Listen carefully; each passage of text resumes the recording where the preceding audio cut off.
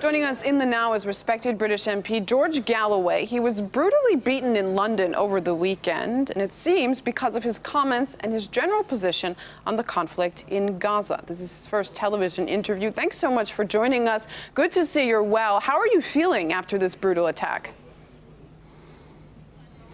Well, I'm in a lot of pain. It's very painful to walk, to move, even to speak, because I sustained a dislocated jaw, quite bad head injuries, and most especially very badly cracked ribs. And if any of your viewers have ever had cracked ribs, you'll know what I mean when I say that there can be no pain like it this side of unconsciousness. So I'd be lying if I said I was feeling well, but I'd like to take the opportunity to thank RT, for whom I present a weekly show, of course, and all its correspondents and viewers for all their good wishes.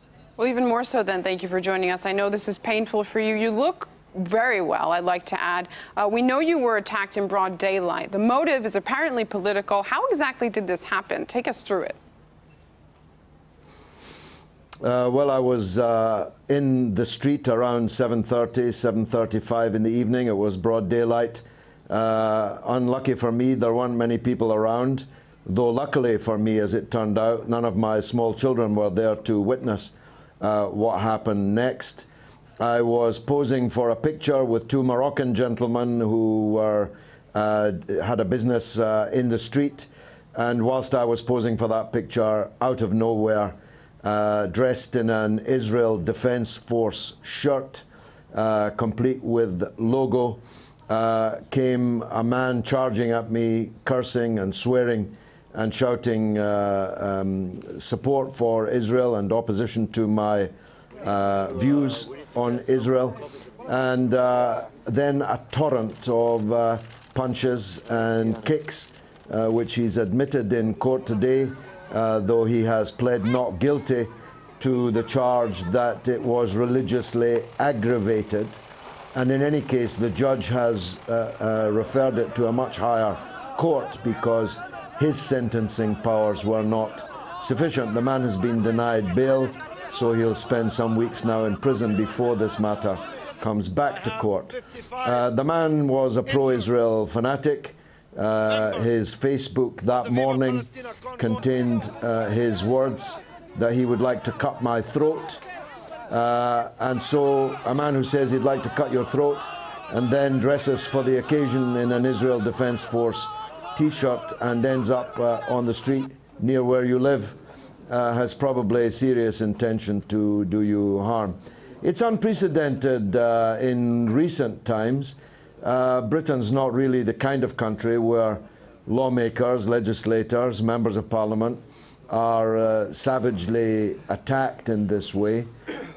Certainly not when they're 6 times elected, 27 years in parliament, and having just turned 60, I'm sorry to say. We asked our audience if they had questions for you. They did indeed. We've got great responses. I want to read one of them to you. One viewer asked, does the lack of response from fellow MPs indicate their support for Israel?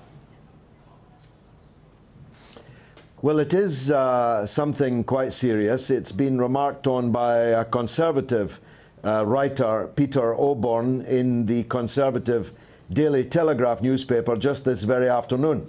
Mr. Oborne asked the question, why has not a single senior politician or any politician in Britain condemned this attack? It seems very strange. They're always telling us how much they hate violence and terrorism, how much they believe in the rule of law, and how much they believe in free speech and democracy. But when it came to the attack on me, their lips were sealed.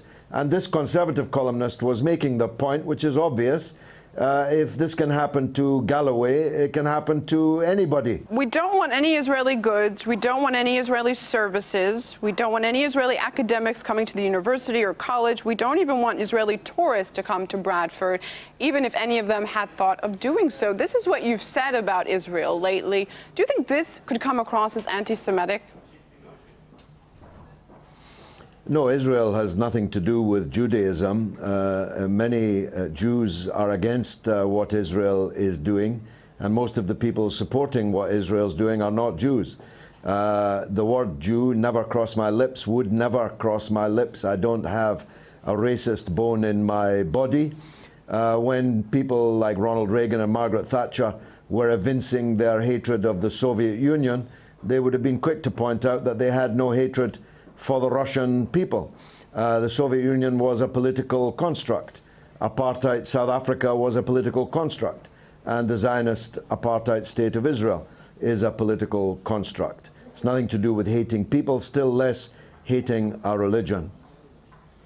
Do you think that the Israeli government is the only responsible side for the recent violence that we've seen? What about Hamas? Do they bear responsibility for the violence? Well, the Palestinian resistance has for almost 70 years been trying to restore their country to the map. It was wiped off the map, and the Palestinian people scattered to the four corners of the earth. Now, nobody would accept that. You wouldn't accept it. My country wouldn't accept it. If foreigners come and steal your country and wipe it off the map and take your house and drive you out, you're going to struggle to return. And it is the legal and moral right of the Palestinian people to resist the occupation of their country. Israel has announced a major land grab on the West Bank, in the West Bank, I should say, on Sunday, some 400 hectares. A lot of people are going to argue that this is wrong, but these are, of course, the government actions. You pointed it out with separating, back during the Cold War, Soviet Union from Russia. Should the Israeli people be implicated here? Well, 96% of the Israeli public supported the attack on Gaza consistently every week throughout the 5-week assault, nearly 6 weeks. These reputable polls showed that only 4% of Israelis opposed them. Of course, any Israeli citizen who is against the apartheid system, who is against the Zionist settler state, is a comrade of mine, and many of them, now in exile, are. Professor Ilan Pappé, for example, of Exeter University, formerly Haifa University, is one of my closest comrades, and he's not just Jewish, but an Israeli citizen. But I'm afraid, though they are the bravest people on the earth, the opposition to the apartheid system in Israel are very, very small in number. British MP George Galloway with us in the Now. Thanks so much for your time, and do get well soon. Stay safe. Thank you so much. Thank you.